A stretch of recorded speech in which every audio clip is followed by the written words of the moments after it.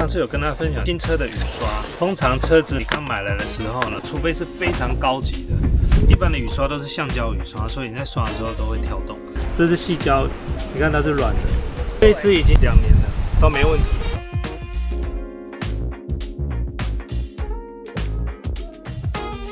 PR 的雨刷它本身上面有含硒，对不对？装上去的时候，你先把它干刷过一次，当然玻璃要先很干净。